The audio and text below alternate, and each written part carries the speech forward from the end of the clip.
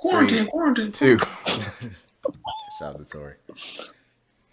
Hey, yo, it's your man, Shut Up Cole here from the beautiful My Living Room Studios. No, say where you live. Say where you live. You good there, everybody? Say where you live. Drop that address. I live in Virginia, sir. That's where I live. And this is episode... What episode? Shit, damn. Like 44. 44.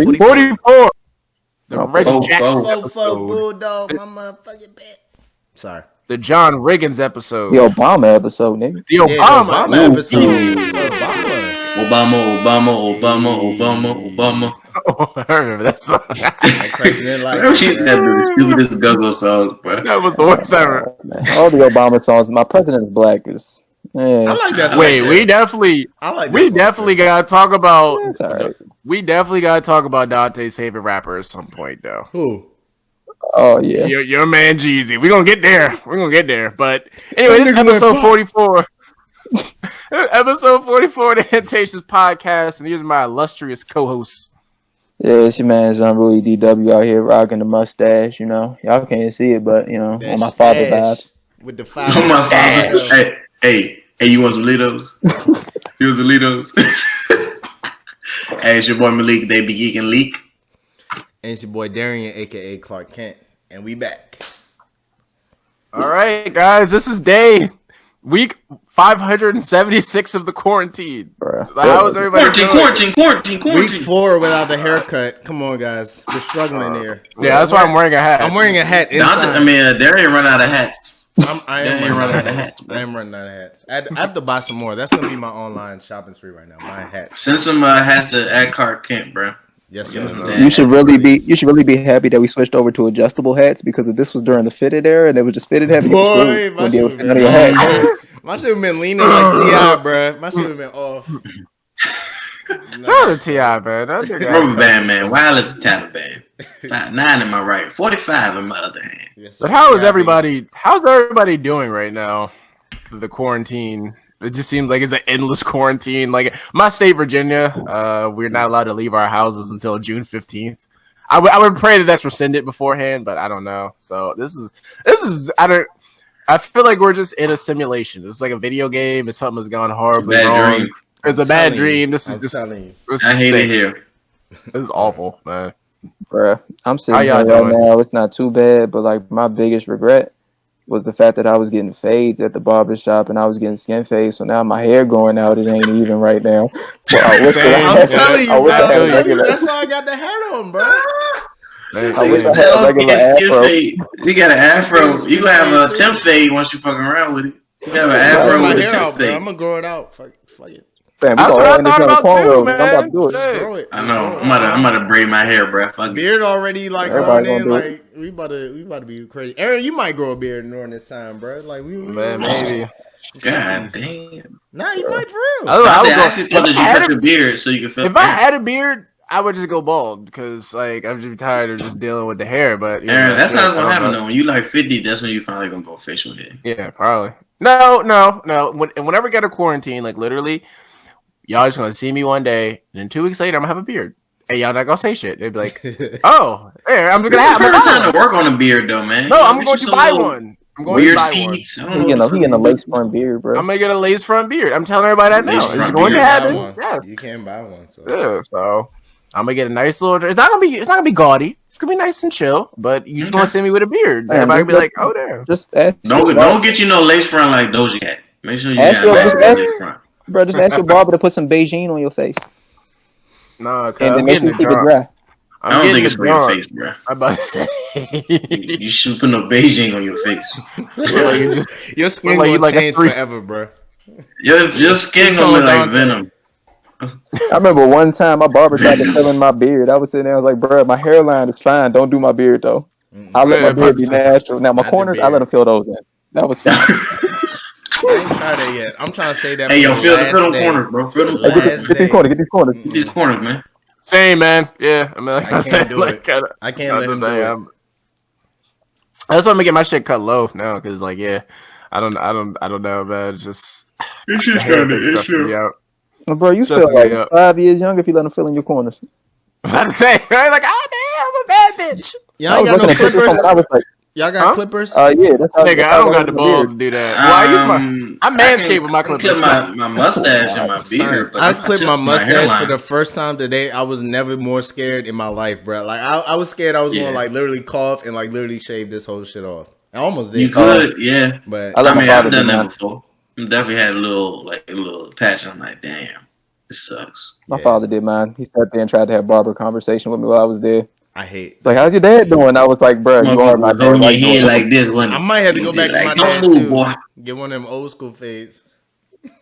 Yeah, I might have to go to my grandfather, cut my hair real quick, line my shit up. Oh, you taking it real back, right now, bro. All right, nigga, you fine. You don't gotta look at nobody. Stay your ass home. Take your time. Let your girl do it. Oh shit. No, his granddaddy man still hands and all that good stuff. He may be all right. Yeah, so this is how we're hanging out. This is how we're, I guess, I don't know, just trying to survive during the quarantine. This is rough times. I still don't. I think I'm coming to terms with it. Yeah, I'm coming to terms with it a little bit. Like, I don't sit there and think about, damn, this shit's really happening like I used to. But yeah, this is crazy, man. Like, I don't know. I say this is crazy like once a day. I literally say this is crazy once a day. I've never I don't even know how to like. I'm really just trying to. I feel like it's a movie. Like, I've already accepted that this is happening and probably will happen for the next couple of months. But now I'm just trying to picture, how do we go back to work after this? How do we go back? Well, not you, Malik, but it's different. But, like, how do we go back to work after this? How do we be in the office? How do we go to functions where it's, like, a lot of people there and, like, not be conscious, oh, my gosh, you in my space. So I feel like this is going to change. Like, I'm telling you, that first weekend after this, we not going I feel like everybody going to go crazy. We all just go on, like, the day party's going to be lit. Oh. Like, everybody gonna have a quarantine brunch. Usually I would be chill. I'm a wild out. I'm wild out. Everybody should wild out. We should all be drunk. I don't care. Let me just throw this out here. I think for the first brunch back, we should just have that at somebody's house. I don't think we should go to I agree with Dante. Okay, I feel like everybody gonna jump out, get back sick, then come right back in the house. Come on, I think we should just go to somebody's house. So we can miss that wave, that second wave. We ain't missing the second wave, but I mean, so that we can miss that immediate punch. Yo, they saying this might be a yearly thing, bro. This might come back like the flu. That's what. Yeah, it's going to be you can't get rid of this. It's not going to go away. It's going to be like the flu. You just got to have a vaccine or whatever. Like you can't. Yeah, I mean the flu. Again, the flu kills 100,000 to 200,000 people a year. Yes, correct. Yeah, really. There's a vaccine for it. You can't. Like once we get it under control, it's going to be a problem. But like, I don't know. You can't let it. Like I was saying off camera, like we live in a capitalist country. There's nothing we can do about that right now. We can change, depending on people we elect to try to move to something different. But right now, you can't stop the country for extended periods of time. Eventually, people gonna have to go back to work, right? Like there's people sitting in Wyoming or Iowa or just random places like that. There's not a lot of outbreaks. You're just like, why the hell am I staying home? Why are people staying home? I don't know anybody with this virus, which might not be the best way to look at it, but I mean it's the truth. It's the people aren't gonna sit around. So I mean, yeah. It'll be interesting what it is. And the scariest part is like what they're coming out with, saying the whole asymptomatic thing where people can just be out and not show symptoms and pass it to somebody else. So like as much as like people were joking about millennials and kids being carriers, like we literally can be carriers. Like it's but the thing is, we knew that shit though. They had been telling us that for weeks. Anybody who the people went to spring break. Y'all were stupid. Now we're ignorant. I saw something on Twitter the other day. Like these people went to Honduras. They saw a cheap flight, and then Honduras turned they locked their country down, and so did America. So they were stuck in Honduras. They couldn't leave, and they were calling the embassy and shit. And I mean, like, yeah, I mean, you play stupid games, you win stupid prizes. So I mean, right. Wait, can we stop blaming millennials for all this? Because part of this is on these Gen Z niggas. It's these new niggas. Oh, you're right. Yeah. Sorry. I forgot. Yeah, actually, we're the ones that are actually millennials are fine. I meant Gen Z. Yeah. I mean, a lot of us are stupid too, but I mean, we're getting a lot of blame for this. They're doing them damn TikTok dances. You're too close. I'm not seeing no 6 feet separation from TikTok. What? TikTok. Did you see the? Shout out to Drake. Shout out to this man Drake. Shout out to Drake and Young Jeezy for both from TikTok thieves. What they call it? A Tootsie Slide? Tootsie Roll? Tootsie Slide. That thing was lazy, bro. But it's going to hit. That is a lazy ass song. Left foot. It's going to hit in like 2 months. What? Oh, listen, Drake is nigga. Drake. That song might be trash, but Drake know once we get out of quarantine, that shit gonna pop. That's genius. Man, that's gonna pop up in quarantine. Yeah, I'm about to say, yeah. It's blowing me, bro, because he just. Why you? I don't even hate the song. It's not a bad. I didn't think it was a bad song. I ain't never know. It's about murdering somebody. It's so random. It's so I ain't random. never know violence. Drake to ride waves like that. Ride the TikTok I'm about to waves. say, like, so like this was in kinda, my I feelings. felt odd about it. Yeah. And my feelings was like organic, right? Yeah, that he dance came out of everywhere. nowhere. Yeah, like That nigga ain't found a wave he don't want to ride. I mean, you bro, he right, got a but lot of like money he that's needed. right. But that was so just blatant though. But Like, That's what happens when you get big, bro. Like you need money to come in. You need cash flow, and you got to make. That's where the money is, bro. no, I know, I understand. Yeah. Like Wayne did never be on that wave because Wayne was never about making money. Like man, Wayne was about making good music and just quality shit. I mean, Drake music is quality, but I mean the biggest No, I'm thing saying is, like yeah. It started with 40 God's locked in his plan basement. It's in quality. the video with God's plan. Like I love that song, but clearly that video was really like that song that much. It was But, some yeah. publicity Yeah. PR. But anyway, that's Oh, that's what I'm about to say now. Because if you look at it, bro, your favorite artist can't tour right now. They're all gonna put out a buttload of no, yeah, music you're right right. now. So yeah. That's They could do a tour on IG. That'd be lit. how you paying? What you mean? Yeah. Nah. Yeah, What how you time it paying? is right Where's now? the revenue? What There's time no it is ticket right Unless price. now they do is like an R&B access comeback coast type time. jump. It's R&B comeback. They could do that. That was a good point. Like you, You do like an access code. You Is it pay like access $20 to get to go, you get the access to Nigga, whatever. I ain't paying stream is. $20 to go to that. I mean, The for a fans virtual will. tour to see like you just You don't think Nicki Minaj's Barbs wouldn't do that? Yeah. Bama's would pay $20 to see Chris Brown do a tour right now, virtually. I pay for They free. would. I mean, a lot of these niggas got money, bro. They can literally just put up cameras in their studio and sell money like that. Like Drake did this whole joint in his house, which granted is probably one of the biggest houses. Did you see that video? That He video looked was so That video was so narcissistic. He had all That his nigga's trophies look at out. the And I'm house. like, bro, come on, son. Yo, I mean, I would too. The OVO mansion, bro. That don't look bro, sweet. and then this man nice. had a whole ass Fireworks fire too. for Yeah. July. Yeah, Yo. You got a waking up Mao Zedong everybody picture and up in that shit. joint. Don't forget that. Fam, I saw that picture. That picture was random as shit. He got a picture of fucking Mao Zedong, fucking communist leader who led to millions of Chinese people dying, his own people. That was mob a really ties, weird picture nigga, to have. mob ties, I guess. That was a really Mob weird ties, picture to though. have in your house, man. Like, Yeah. okay. But yeah, so that's how we're holding up for quarantine. I mean, But quarantine made Jay Electronica put out an album. Okay, that's how this thing all that got. was bro. random. You said Jay-Z put out another album. I mean, Jay technically, Electronica. no, he's technically- No, He's Jay-Z. talking about Jay. He's talking about Jay Electronica. That's what he's talking about. No, Jay-Z. Yeah, That's that Jay-Z's was Jay-Z's album. Jay-Z watched him on every It was. track. I said, whoa, God. I said, Jay-Z, am I playing the same track? Like, goddamn, how many songs he on? I don't know why you do that. Yo, listen with to your The debut Weeknd's album? but I did. I did. That's cool. I liked it. At first, That's I all it liked was, because I it was was sad. cool. I was sad during the quarantine because I couldn't listen to Weeknd, but I That's listened to it the perfect. other day. That shit was dope. The Weeknd on like, It's Yeah, good for I- staying I inside, love looking it, at bro. the rain and shit. You know, that's Yeah. Don talk about Don. I'm gonna tell you, Yeah, Don right. He's like a Don. B Travis Scott, so I can't really embrace. I don't it. listen to Yeah, him. man. I didn't know he had a project. His Nah, album nah. was good though. His album was good. But he's That a B Keanu Man, the Day Weeknd album been that came been out wilding today. on Oh, tour. she got for, album. I Lady gotta check Gaga. that out. I ain't know that. Ooh, I like Yeah, that Keanu single with that that. she put out. I forgot what it was though. ooh. This with Black She got a lot of little like. That She got Janae like album, a lot of though. good. Oh, man, that's my mixes. slap. I love that joint. Janae album. That's Do y'all my like shit. Party album though? Yes, I like No. Party album too. I like the Nah. back What do you half of mean? it. I Trash. like the back half of That it. joint That joint was trash. dope. Oh, I y'all put that be shit on wild. while I'm Oh, partying. yeah. I get Garbage. You hella wild. Savage I can't Anthem. believe Savage I love Anthem is so Savage hard, Anthem. bro. That shit is disgusting for no I I'm reason. just not. like I'm it not. at I'm not a. first, but- I'm not a party fan. Oh yeah. Oh, Party's my You're not a guy. party I love guy. Party. don't like it. I love old Party. All the Party's new stuff. Not Nigga, he sound the same. He sound Yeah. depressed and sad and like. I know, but it's different though, because that was back. That was the wave back then, though. It was. Have you heard the Weeknd's old shit? It was all depressing, all sad. Did you listen to the last album too? His I'm last just saying, but the Weeknd actually had some different stuff though. Like he had some upbeat, The like Weeknd album party was shit. safe. Party Next Door had Loyal Yeah, with Drake, it's a good song. and he I had a like remix That's of Bad still Bunny, that's too. still very monotone.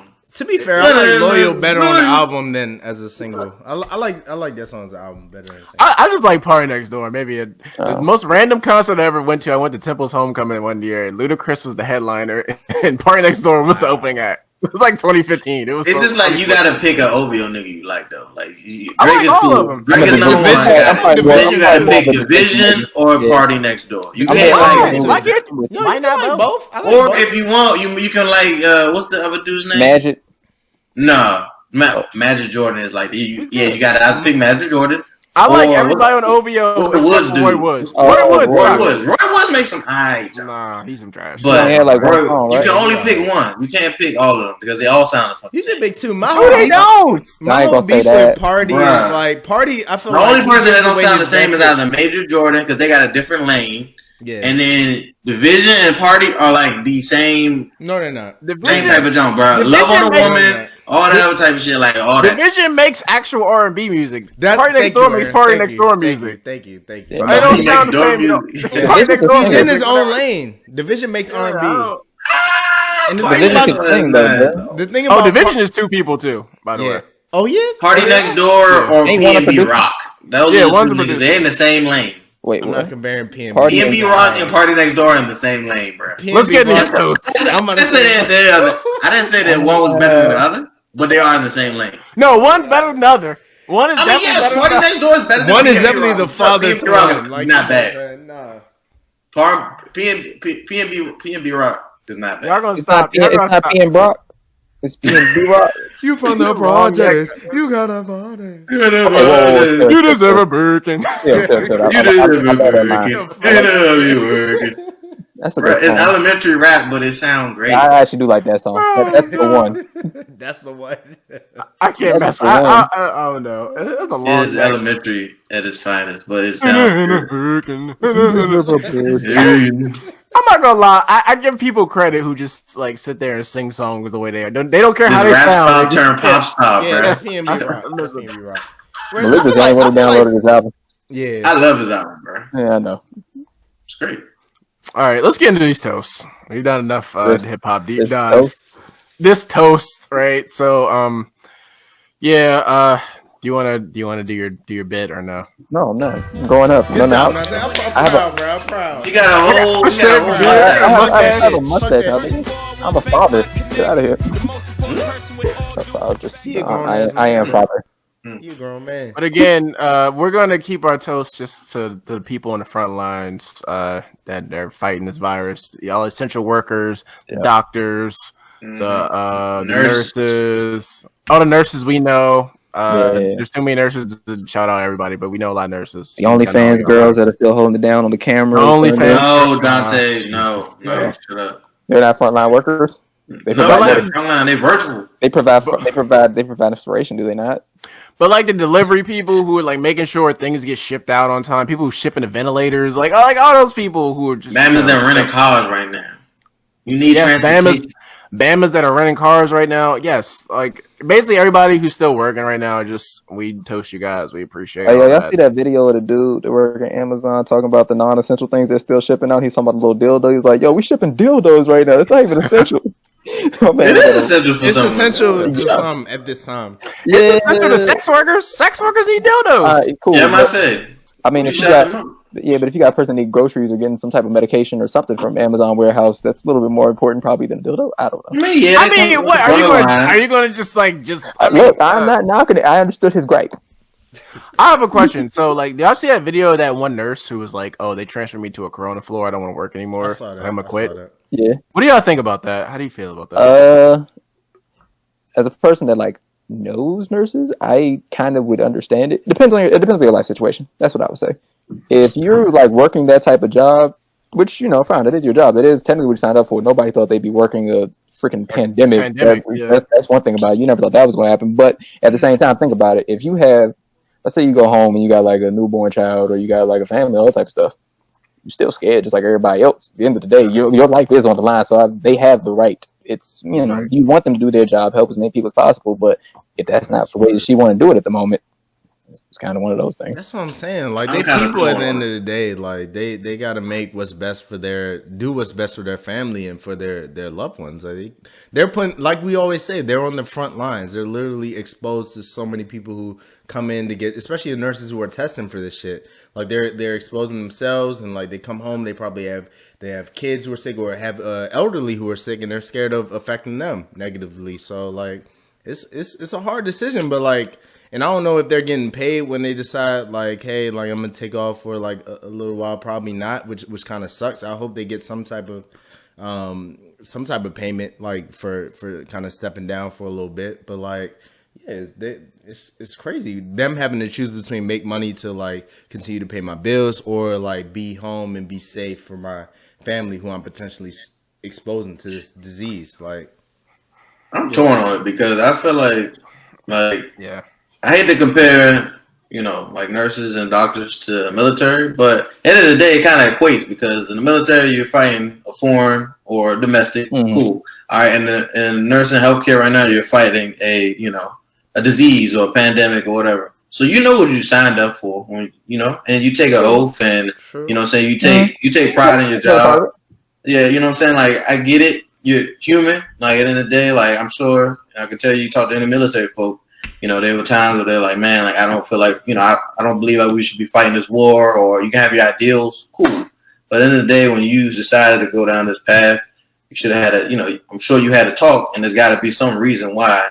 Because they don't get paid the best, you know what I mean? Like, in terms of nurses, teachers don't get paid the best, military, whatever it may be. So you're doing this because you feel like you have a call to duty. And if you feel like, that call to duty is changed because of some, virus, there's always going to be a virus. There's always going to be another wave of what's going on. You know what I'm saying? Like, that's always going to be, in the back of people's mind, or that's always going to be in the forefront.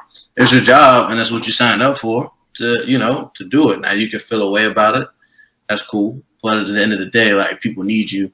So this is the time where you step up, not go down. Like, yeah. So yeah, I'm kind of Malik. I'm torn. Like, I don't know. Like, my default to everything is fuck that job, because like realistically, if you died, they would have somebody to replace you. But I do Very think quickly. some not jobs, this one. but I Not feel this like one. some jobs, like I do think like there's like a certain like responsibility, like, you know what I mean, like if you're gonna be a nurse or like something like that that potentially has dangerous I mean, I think you do have a duty to do your job. Like, the difference between being a nurse and working in finance, like I do, like I don't think my life will ever be in danger. That's not a potential systemic risk. But if you're a nurse, you're working to make people better. Like, that is like, just a quick caveat to what you're saying, though. Think about it from this perspective as well. Like you said, a soldier. So a soldier goes off to war.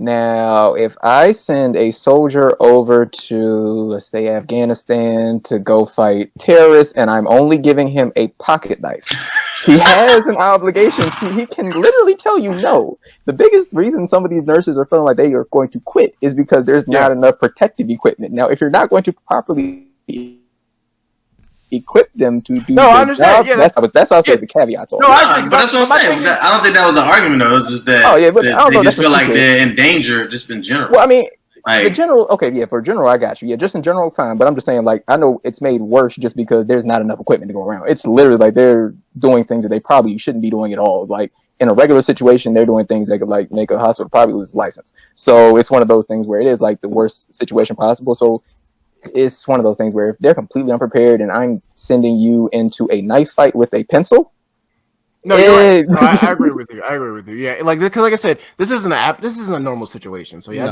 I definitely understand what you're saying. Like, so like if you feel uncomfortable in this, I'm not going to fault anybody for quitting. Because at first when I saw the video, I was like, oh, this lady's like, that's messed up. But I thought about it, like, I mean, shit, man, like, if you want to make a decision, I need to be there for my family, or I can't get sick and then bring home. What if, I don't know, that lady's mom might have like a, asthma or asthma, right? asthma. Shit. So, damn, you have to say like asthma because I got asthma. Damn, shit. You got asthma? I didn't know you had asthma. Yikes. I'm not gonna lie. I definitely think I had that shit in January. I'm not even trying to be. Oh, funny. you A lot of them people niggas? saying they think they had it. In I'm January. not. Nah, I you was know, very I'm. Not, sick. you I know, was I'm very not. sick this year. You know, I'm not one of those type of people. But like, I literally had every symptom. Like, I've never been sick like that. Like, to me, what stood out to me was the dry cough that they say you had. I've never had a dry cough. I never knew what that term meant until like January. Like, literally, I would just wake up in the middle of the night, just could not stop coughing, and I was like, "What the hell is wrong with me?" Like, I was sick. I went to work. And then as the day went on, I felt bad. I went home, went to CVS, picked up like some chicken noodle soup and some juice and some medicine. And like just walking from my car to my apartment, like I literally felt like I was about to collapse and die. Like literally, I came home, threw all that stuff down on the ground, just put some food in my dog's bowl of water. Sinead was out of town. And I just went and laid in my bed and just slept for hours. Like I had never been that just weak in my life. And like I had a cough for the longest time. I had a fever. I had a fever like 3-4 days. Like that was crazy. I was like, damn, I gotta. And honestly, like that was like in like late January, early February. I think we had heard about it in China. At that time, I thought about it. I was like, shit, do I get coronavirus? I'm like, no, it's not in America. But there ain't no way that shit wasn't in America back then. So It probably I mean, was. I don't know. They were aware of this shit and Yeah. tracking it since December, but they didn't like make it like a public thing until recently, which is sad. But you know. Yeah, because like I was messing. So like, because like at my job, we do this functional fitness thing where we go and work out afterwards, like twice a week. I did that. I took like a week off of that. I came back the next Monday and went and did it. We went outside and ran around a parking lot. I literally felt like I was going to like die at the end of that. Like literally, I went back to my cube to go get my stuff from my desk. I had to sit at my desk for like 30 minutes, and it's like 6:30, 7 o'clock to catch my breath. I couldn't. My boss was like, "Oh, do I need to call like somebody to get?" Like, no, I'm good. So like, looking back on that, I'm just like, damn, man, did I have coronavirus? I mean, man, probably not, but I mean, like, shit, man, like, Yeah. that shit put me out of commission for a while, man. Like, that was no joke. I mean, I've been sick plenty, so I mean, I don't know, never had anything like that. So, Yeah.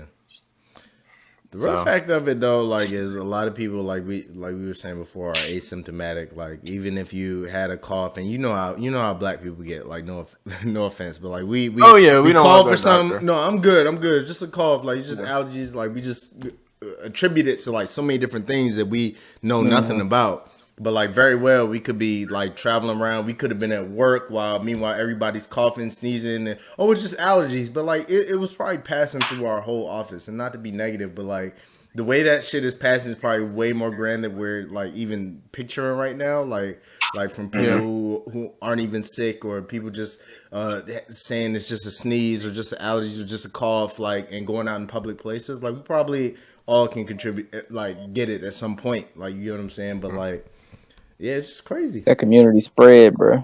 yeah, last question about the coronavirus. So we get on the topic. How do y'all feel like y'all families, like people around y'all, are taking it? Like the older people in your families. Cause everybody in my family, my mom was freaked out about it a little bit earlier before I was. I was like, Mom, like, oh, it's like SARS or like or what's the other one, MRSA or whatever, all that shit, or swine flu. Yeah. And then after a while, I was like, damn, Mom, you might be right about that shit. Because, like, she was like, stock up on this stuff. And I did. But, like, that's why we good. Like, I stocked up on I couldn't find no toilet paper for the longest. Now I'm stocked up. Baby. I'm glad we went to Costco right before this shit hit the fan. Niggas is wiping their ass. Y'all some ass niggas, man. Y'all keep shitty butt ass niggas. But, yeah, like, I don't know. Like, it's like I talked to my dad, and he was like, "Yeah, my dad going out." And, I mean, well, he's not going out, but he's an essential worker too. He's a truck driver, but I mean, he's taking it seriously, and he's but still, like, I can tell, like my grandfather, he's like 80. My papa, he's 80. He went to take the dog to the vet today, and I was like, "Nigga, bro, you won't be doing that," you know? I mean, good thing about those, they're just doing like you drop off and he just bounce. Yeah, you know I what I'm saying? about that. I like a lot of businesses are keeping the door open if you come in, so you don't got to touch the door. I mean, me working in like the rental car industry kind of does, honestly, from a retail perspective, I can give like a different perspective. It's kind of like for the workers, it's kind of annoying in a way, because it's very frustrating because like you see the guidelines that people are putting in place. I mean, that the government putting in place, and then you see your retail customer come in trying to rent for leisure, and you're just like, wow, people are still doing that shit? Yeah, and it's like, and then another thing is that like getting vehicles that like can have the capacity of 10 to 15 people in one. So I'm just like, from a company standpoint, not even from an ethical standpoint, it's like, why am I like allowing you to break the law. To you know, what I'm saying you can't be. First of all, you shouldn't even be out here. Why? Because the only time you really can if you drop your car off at the body shop or if it's to go to like the dealership, like that's cool. But if you're coming for leisure, like I don't know how I feel about that, man. Like I just think That's it's just deep, man. slippery slope. And then you put me at risk by you coming out, and then at the same time, like I think another perspective is like you're really seeing a lot of ugly side of corporations. Like we already knew corporations were bad, but now we're seeing it even worse from an employee standpoint. Like you as a consumer might see it as a bad thing because price gouging, whatever it may be. But from an employee standpoint, you're really seeing a lot of things. Like Sephora laid off all their part-time workers, all of them, on one conference call. Ulta has kept all their part-time. So it's like, what's the difference here? Both are billion-dollar corporations. Like you're like, when this all clears out, we're going to see a lot of different players in different places in terms of competitors, and we're going to see who really stands by their ethics at this point. Bro, when this all clears out, we're going to have to find a new bar to go to. All them joints going to be closed. Fuck. That's not another thing. A lot of things are going to be under we're never going to be the same. Like the world that we knew before this was never going to be the same. Yeah, working in finance, like it's just like it because like the thing is like it's so weird. Like they tell normal people to like make sure you have money saved up. Companies do not have money just saved up to sustain stuff like that. Like if you sit there and just look at a company's income statement, like you sit there and forecast X amount of revenue, not even profitable. And if you don't get that revenue in, like literally, like what goes on, they get the money from whatever they sell and buy, and then that goes to the rent, whatever physical store they're at, and then it goes to the employee wages, man. Like that just shows you how fragile capitalism is in general. Like literally, like 1 week or two of missed revenue can just like literally. That's your Apple, where you just have a huge cash flow. Exactly. Because you just sitting on $1 billion worth of cash. Yeah, like Apple employees, they're gonna be straight. Like they're gonna be straight. The company's sitting on so many assets. People are, you know what I'm saying. But that's a company. That's how a company is efficiently. Like they didn't just come overnight. Yeah, Apple has a great product. People buy it, cool. But that is an efficiently ran company. Like some of these companies where the CEO is worth billions of dollars. Like, listen, I understand. Just because somebody's worth $1 billion doesn't mean they have $1 billion in the bank account. But like when I don't see why some of these CEOs can't just pull out some money just to inject it into the company, just to be able to handle some people's wages just for it. Maybe not for the entire time, but maybe for like a month or two. I don't see why they can't just do that. Like instead of laying people off, take your money, your billions of dollars, and just let people be able to get paid. As a corporation, you should be able to do like if you're a senior member, you're making over like $500,000. You shouldn't be getting paid. Like honestly, you should just you shouldn't be getting paid for the whole fiscal year until this is over. And you go to the employees, because at the end of the day, if you're getting paid and you don't have no more employees, guess who's fucking going back to work? That's a good ass point. Your ass. Like you're gonna be in the front line. So how about you just, you know what I'm saying? Like if you make it $500,000 a year, you'll be all right for a little bit. Like, and then maybe if the company wants to give you a loan, and they say, "Hey, we'll give you $500,000, we'll give you your salary, but you do need to pay it back throughout the year once it's over." Like that's the more responsible thing. Or just give them more stock or some shit. I don't know. Yeah, that's a guy's point. Yeah, that's a good point. That would be ideal, but y'all that's not how capitalism works. That's not how capitalism y'all works. Y'all already know how people do. Like they get money, they see they losing a few $1,000s check every month, and they're frantic. They're like, why am I not getting my money? Like, what's going on? Fuck the company. Why am I not getting paid? So like, it's a lot of people up there higher up. And salute to all the people who do like kind of shout out their people on the front lines, and shout out their people who still had to come into work at the end of this and make their company run. Who like, hey, I don't need to get paid right now. I have everything that I could ever want. Yeah. Let me give my salary or like a piece of my salary to these workers who are getting paid, who have to sit at home and not really work. And in our typical system, you got to work for pay, but like people who can't work, like paying those people, like. Shout out to those people, but like that's not, unfortunately, not the world we live in. Not everybody kind of moves like that. People move to. This is a time where you get employees for life, right here, or you get people who will never ever be with you again. Some wartime employees, bro. You this is after you get a generation of employees that love you forever and they have their families to work for you, or you got a bunch of people that will stick you through the mud. I mean, that will pull you through the mud.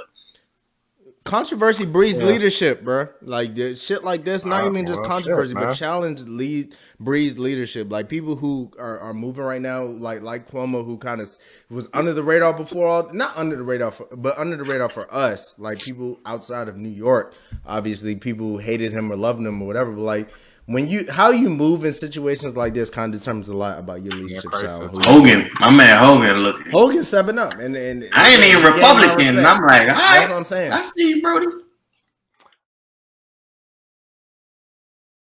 Damn, that's smooth.